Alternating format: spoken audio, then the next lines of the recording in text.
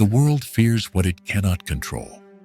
That's why it feared the feminine, not the woman, but the energy that lives behind her eyes, the stillness that sees too deeply, the softness that disarms power, the silence that reveals truth. For centuries, they worshipped her body but silenced her voice. They praised her beauty but feared her depth. They crowned her as muse, so she would never dare to be the creator. Carl Jung called the feminine the forgotten half of the human soul. He said that when the feminine sleeps, humanity loses its mirror. We see progress, but not wisdom. We gain power, but forget tenderness. We build empires, but destroy what is sacred. And so the world became loud. Louder than truth. Louder than intuition. Louder than love. But something ancient is stirring again. The same energy that once created life now returns to heal what the mind alone cannot.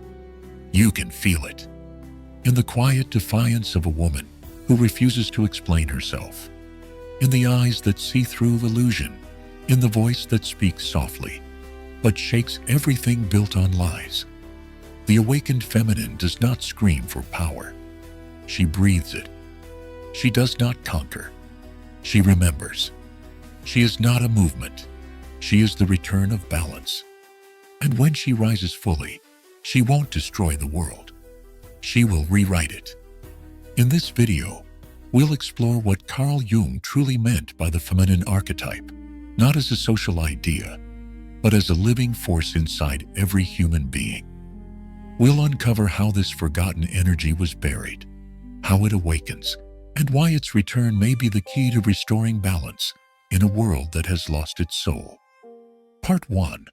The Ancient Archetype. What Jung saw beyond gender. What did Carl Jung truly mean by the feminine? It was never about women versus men. It was never about gender, appearance, or softness. For Jung, the feminine was not a person.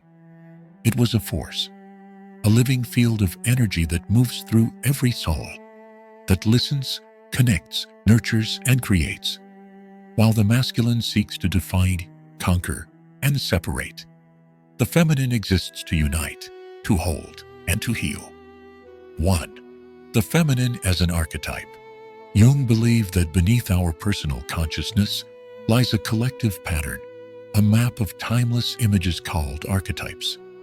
The feminine is one of these ancient forms, the pattern of life itself. Water, the moon, the earth, the womb, the night, the home, the garden, the silence. It is the container, the sacred space that allows transformation to happen.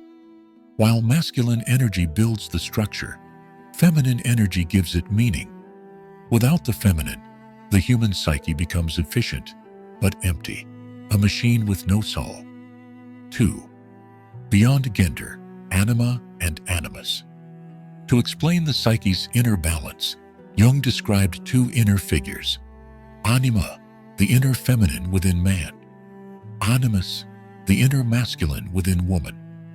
But these are not limited to gender. They are psychic polarities that live in everyone. The healthy soul unites both, thinking and feeling, logic and intuition, order and food. When they are divided, chaos begins. An unintegrated anima becomes emotional dependency, seduction, or fantasy. An unintegrated animus becomes cold intellect, rigid judgment, or domination. The goal is not to destroy either side, but to bring them into living dialogue, to let wisdom guide passion and love give direction to power. 3. How the world silenced the feminine. As civilization advanced, something sacred was lost. The rise of progress came with the fall of presence, when speed became more valuable than rhythm, when logic became more trusted than intuition, when control replaced care. The feminine was slowly pushed underground. Humanity became louder, but not wiser. We learned to build, but not to belay. We mastered information, but forgot understanding. And in that silence, the feminine fell asleep, not dead, just waiting. 4. The shadow of the feminine. Every archetype has a shadow. When the feminine is repressed, it returns distorted, as overprotection that suffocates, as false empathy that erases the self, as seduction without depth, as spirituality that escapes reality. The shadow feminine doesn't destroy out of malice. It destroys out of hunger. A hunger for what was never seen, never honored, never held. To awaken the true feminine is not to reject these shadows, but to purify the channel so the energy can flow again. 5. Logos and Eros, the two forces of the soul.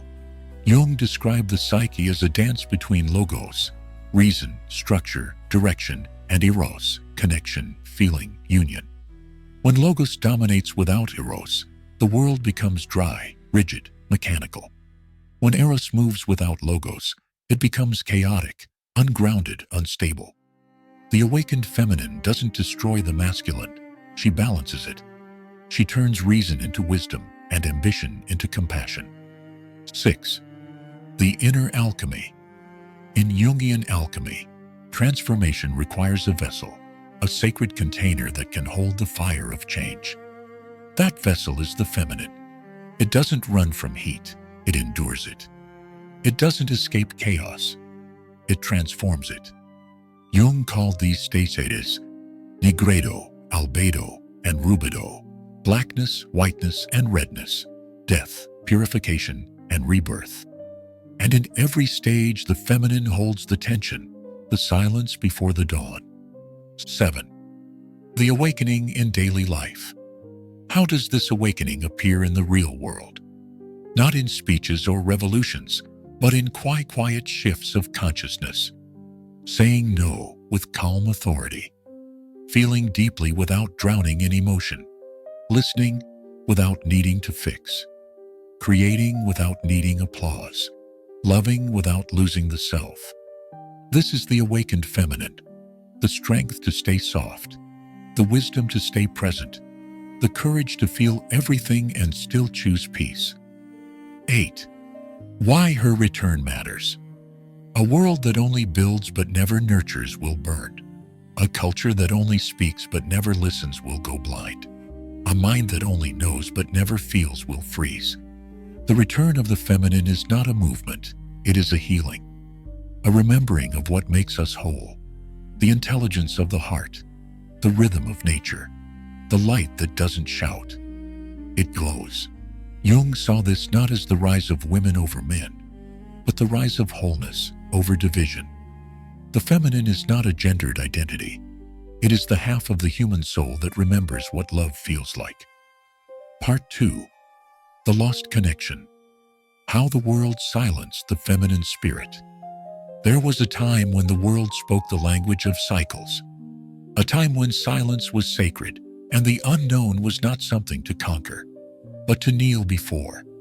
In those times, the feminine was not worshipped. She was understood. She was the rhythm of the moon, the patience of the seed, the dark womb that held both death and life as equals. But then came the age of noise, an age of light that feared its own shadow. Humanity, in its hunger for control, tried to cage mystery with reason, to measure what should only be felt. The temples of intuition were replaced with towers of logic. The poets became engineers. The dreamers became irrelevant. And slowly, the voice of the feminine, the quiet intelligence that whispered from within, was dismissed as irrational, emotional, weak. We learned to listen to data, not to depth. We valued clarity over complexity. And in doing so, we lost the art of being. 1. The psychological silence. This silence is not just cultural, it is psychic. It lives in how we rush to fill every pause, how we fear not knowing, how we judge vulnerability as failure.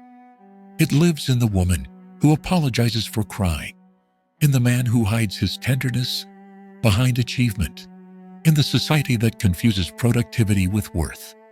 Jung wrote that what is repressed in the collective psyche returns as sickness. And today, that sickness is everywhere. Burnout, loneliness, anxiety, numbness, all symptoms of a world that has exiled its feminine soul. We have light everywhere, but no warmth. We have voices everywhere, but no one truly listening. 2.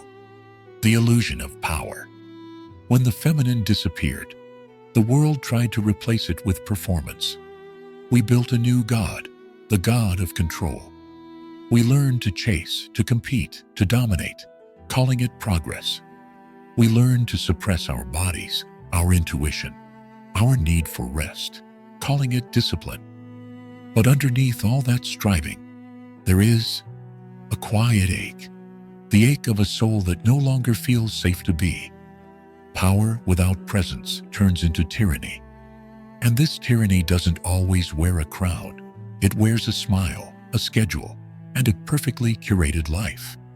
We became efficient machines that forgot the beauty of stillness, the wisdom of imperfection, the miracle of simply breathing. 3. The modern wound. Today, the silence of the feminine is disguised as freedom. We call it independence, but often it's disconnection. We call it ambition, but often it's exhaustion. We call it empowerment, but often it's armor, a mask worn by souls afraid to feel. Jung warned us, the more we identify with our masks, the deeper our shadow grows. And in our obsession with appearing strong, we have forgotten how to be real. We are a generation fluent in expression, but strangers to intimacy. We can share everything online and yet remain unseen, because what the feminine longs for cannot be posted, edited, or consumed. It can only be lived in slowness, in truth, in depth.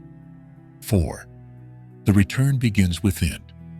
To restore the lost connection, we do not need louder voice. We need quieter hearts.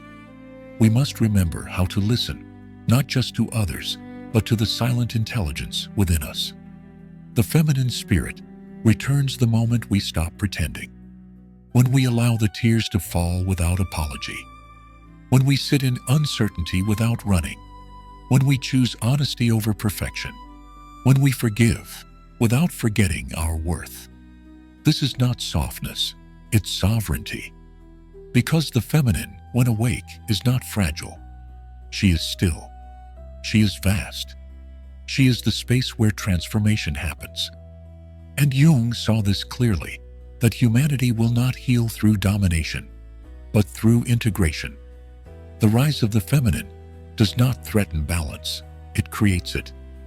In the next part, we'll go deeper into the inner rebellion when a woman meets her shadow. Because before the feminine can awaken, she must first descend into the darkness where her true strength was hidden. Part 3. The inner rebellion when a woman meets her shadow. Before awakening feels like peace, it feels like war. Not the kind fought with others, but the kind fought inside, between who you were told to be and who you really are.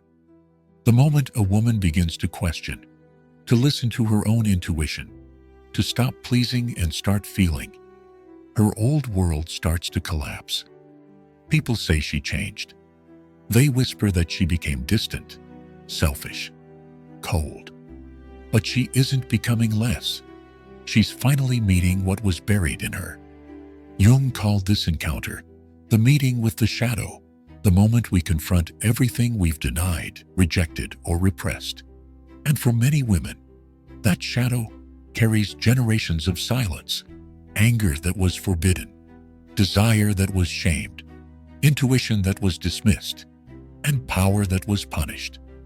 When this shadow rises, it doesn't come gently. It comes as rage, confusion, exhaustion, as the urge to burn everything false, to stop being the comfort for everyone else, and finally be the truth for yourself. 1. The pain of seeing clearly. Meeting the shadow is not glamorous, it's raw. It's the taste of your own truth after years of swallowing lies.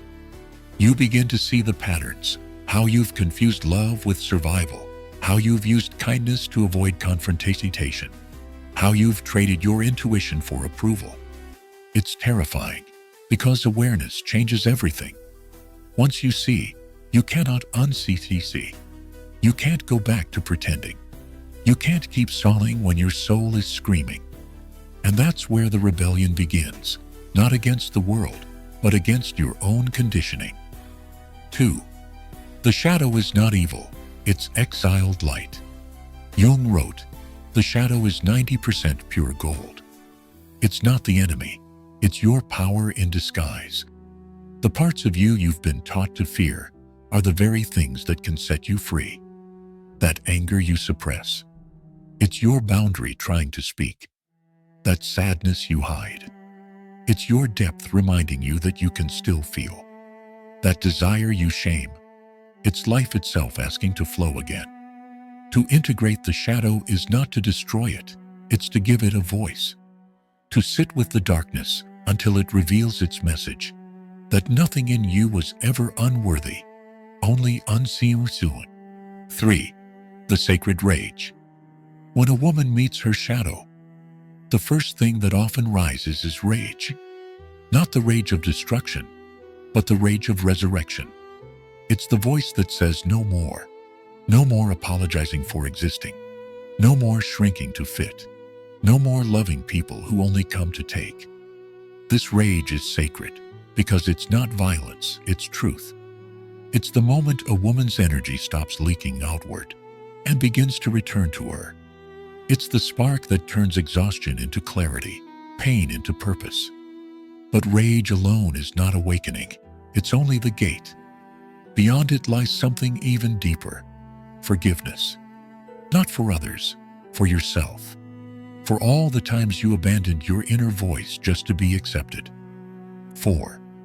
The descent is transformation. The feminine journey is not a climb, it's a descent.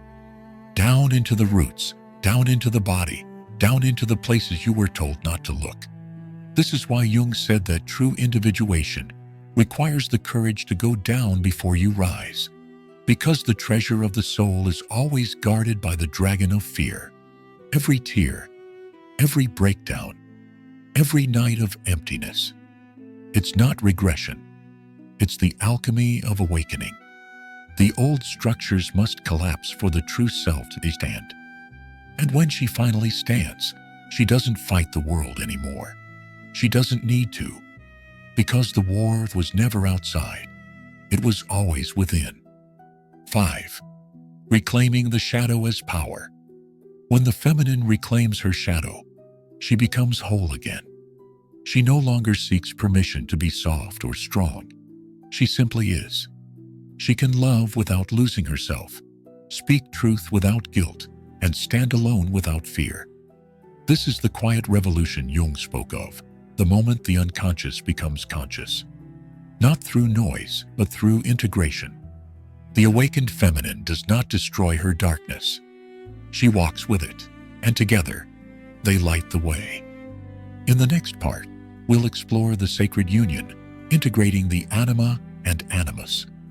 Because true awakening doesn't end with rebellion, it continues with reconciliation. The moment when the feminine and masculine, no longer enemies, remember, they were never separate. Part 4.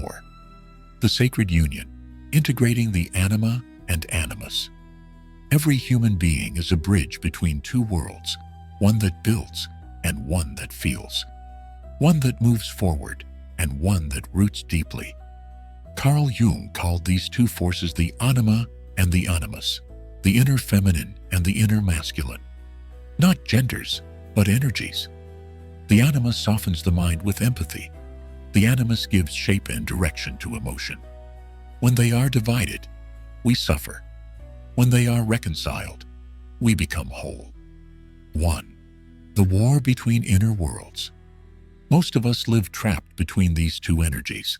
We are taught to favor one and reject the other, to be strong, not soft, logical, not intuitive, independent, and not receptive.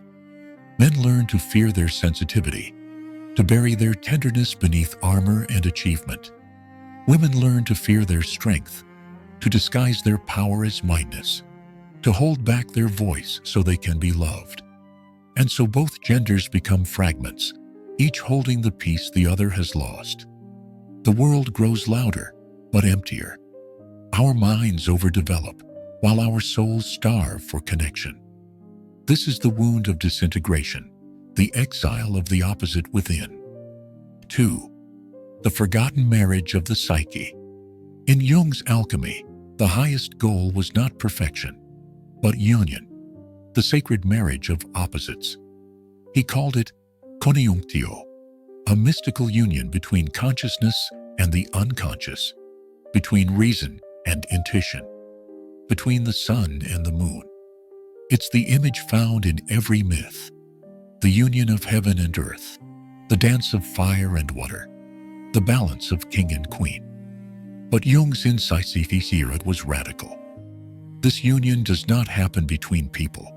It happens within. No relationship, no lover, no ideology can complete you until the war inside you ends. Wholeness is not something you find. It's something you remember. 3. When the feminine heals the masculine. When the inner feminine awakens, she does not reject the masculine, she redeems it. She looks at the wounded animus, the inner voice of control, criticism, and cold intellect, and teaches it how to feel again. She turns logic into wisdom, assertion into presence, ambition into purpose. She whispers to the tired warrior within, "You don't have to fight everything you love." Through her, the masculine learns rest. Through him, the feminine learns focuses. Together, they give birth to balance, a state Jung called individuation, the full unmolding of the self. 4. The modern misunderstanding. Many speak of feminine energy and masculine energy, but few understand that Jung saw them not as tools of identity, but as languages of the soul. They were never meant to divide us. They were meant to complete us. In the collective psyche, the masculine principle built civilizations, but without the feminine, those civilizations became hollow. The feminine principle nurtures empathy, but without the masculine, empathy becomes paralysis. The healing of the world begins with the reconciliation inside, not by reversing the hierarchy, but by dissolving it entirely. By remembering that strength and softness were never opposites, they were lovers, estranged for centuries, now finding each other again. 5. The signs of inner union. When these forces reunite, a quiet change happens within you. You stop chasing validation, because both energies within you approve. You stop fearing solitude, because you're no longer split. You speak truth without aggression. You love without losing yourself. You create without control. You rest without guilt. This is what Jung meant when he wrote, "The privilege of a lifetime is to become who you truly are." Because who you are is not just mind or body, logic or feeling, man or woman. It is the totality of all opposites, reconciled in one soul. 6. The inner marriage is the beginning of wholeness. The sacred union does not make life perfect. It makes it alive. You still feel pain, but it no longer defines you. You still have darkness, but it no longer controls you. When the Anima and Animus finally meet, they don't fuse, they dance. They move like breath, inward and outward, stillness and motion, giving and receiving. And in that rhythm, you remember the ancient truth, that the feminine was never meant to serve the masculine, nor the masculine to silence the feminine. They were created to hold each other like day holds the night. And in that holding, the soul becomes whole. In the next part, we'll enter the awakened feminine, a new form of power.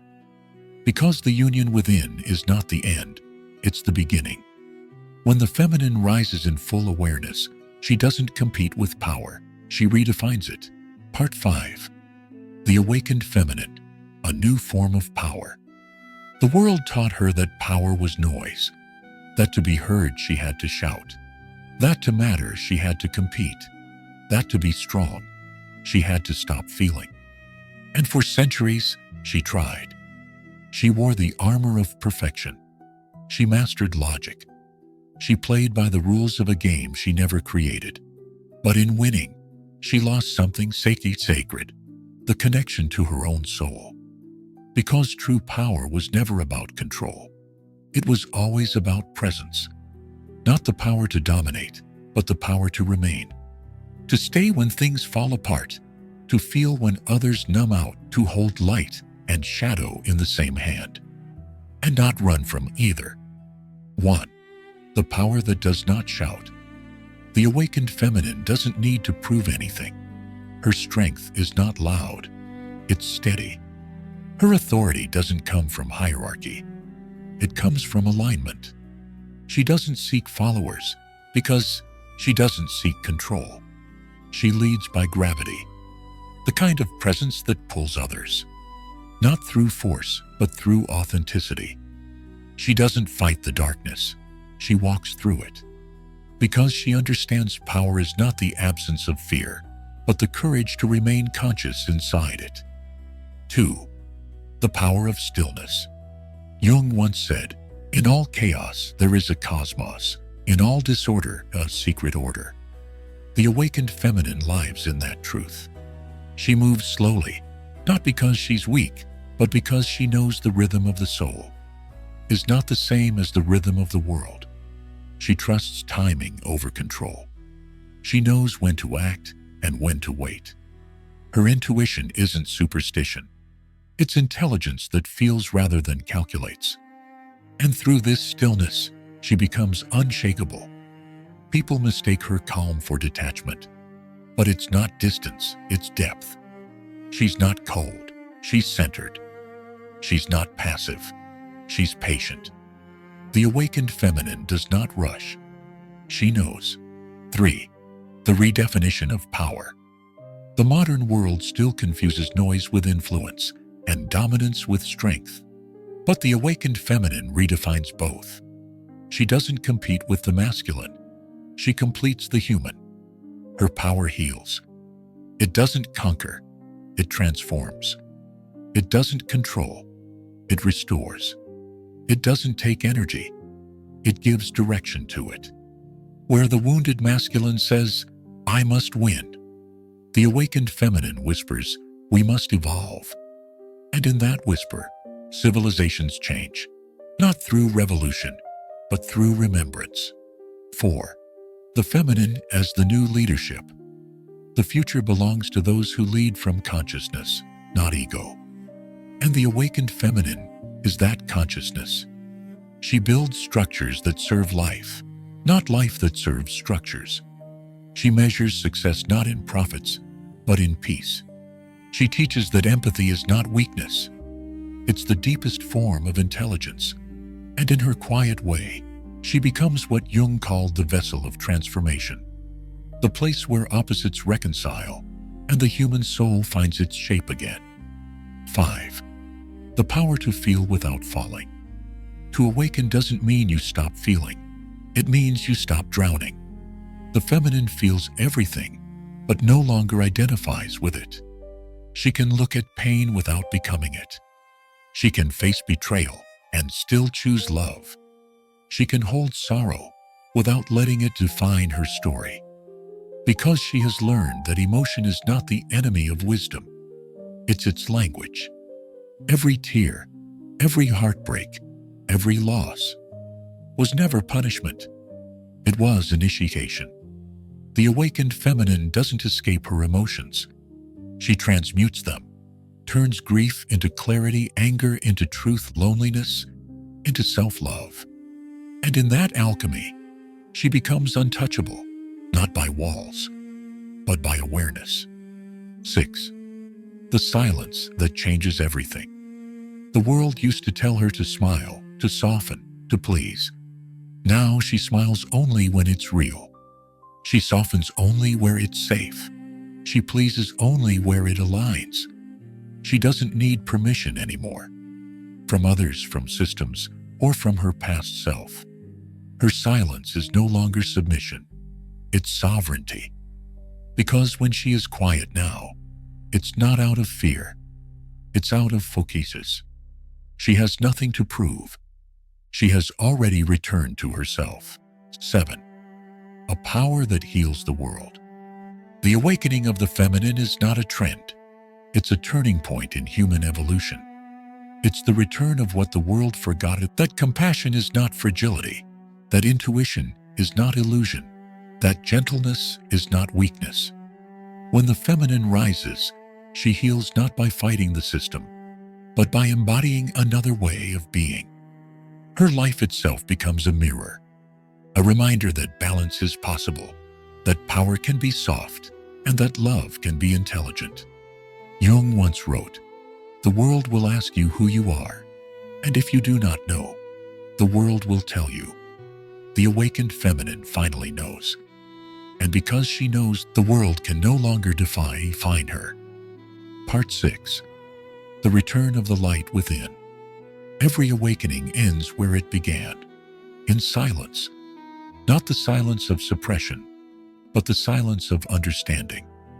The kind that doesn't need to explain itself anymore. The feminine has walked through every realm. The chaos of the outer world, the depths of her own shadow, the reunion with her inner opposite. She has been broken, rebuilt, and reborn. And now she stands, not higher than before, but deeper.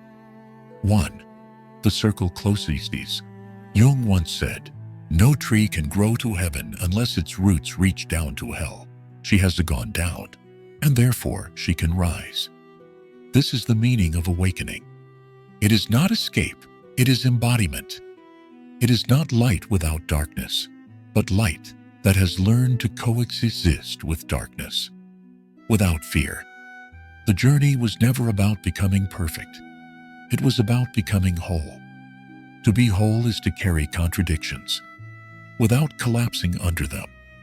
To love without losing clarity. To lead without leaving gentleness behind. To finally understand that the feminine and masculine were never rivals. They were languages of the same consciousness, learning to speak again. 2. The return of the light. When the feminine awakens, something ancient stirs within the collective soul. The light that returns is not the harsh light of revelation, but the warm light of remembrance. It doesn't blind, it guides. It doesn't demand, it invites. It doesn't burn, it illuminates. And as this light spreads, it reveals what was hidden in plain sight all along, that the sacred is not somewhere distant or divine.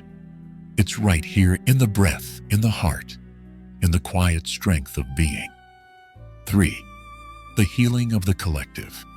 Every woman who awakens heals something larger than herself. Every man who honors his own inner feminine heals something ancient in humanity. This is how the collective begins to mend. Not through revolutions, but through remembrance. The world does not need more noise. It needs awareness. It needs presence. It needs people who are awake enough to love consciously.